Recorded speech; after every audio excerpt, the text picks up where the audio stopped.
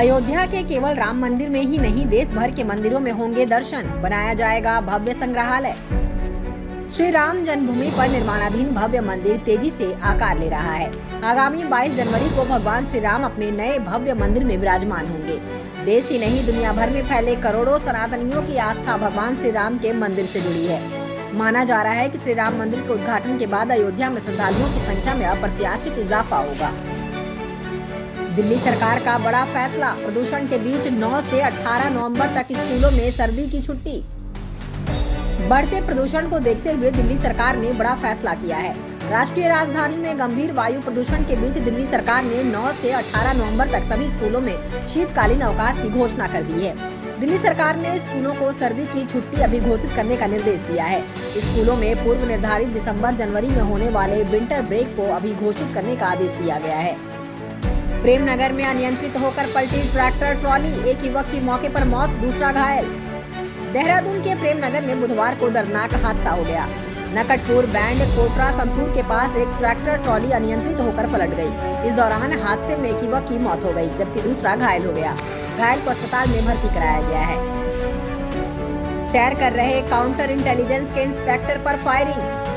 अमृतसर के सदर थाना अंतर्गत फतेहगढ़ चूड़िया रोड स्थित भुल्लर एवेन्यू में बुधवार सुबह सैर कर रहे काउंटर इंटेलिजेंस विभाग के इंस्पेक्टर प्रभदीप सिंह पर अचानक फायरिंग कर दी गई। उन्हें पहले से धमकियां मिल रही थी, इसलिए वे अक्सर बुलेट प्रूफ जैकेट पहनते थे। इसी बुलेट प्रूफ जैकेट से उनका बचाव हो गया। हालांकि इंस्पेक्टर को मामूली चोटें लगी हैं। वारदात की जानकारी मिलते ही सदर थाने की पुलिस मौके पर पहुंच गई और वारदात स्थल के आसपास के इलाके में लगे सीसीटीवी कैमरों की फुटेज को खंगालना शुरू कर दिया।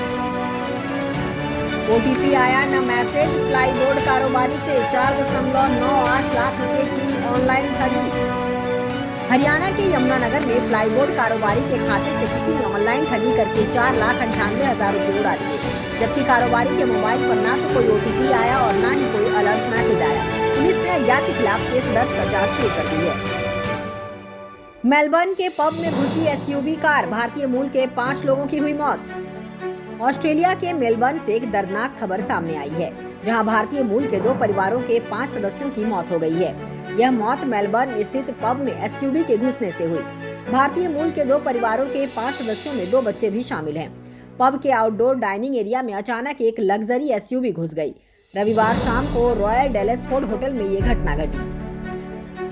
सेमीफाइनल की 3 टीमें तय। दक्षिण अफ्रीका का ऑस्ट्रेलिया से होगा सामना। भारत से भिड़ने के लिए अब ये टीमें दावेदार।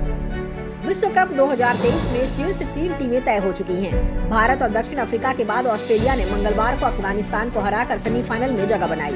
भारत का शीर्ष पर रहकर लीग राउंड को खत्म करना तय माना जा रहा है। वहीं दक्षिण अफ्रीका और ऑस्ट्रेलिया के बीच दूसरे और तीसरे स्थान के लिए जंग होगी।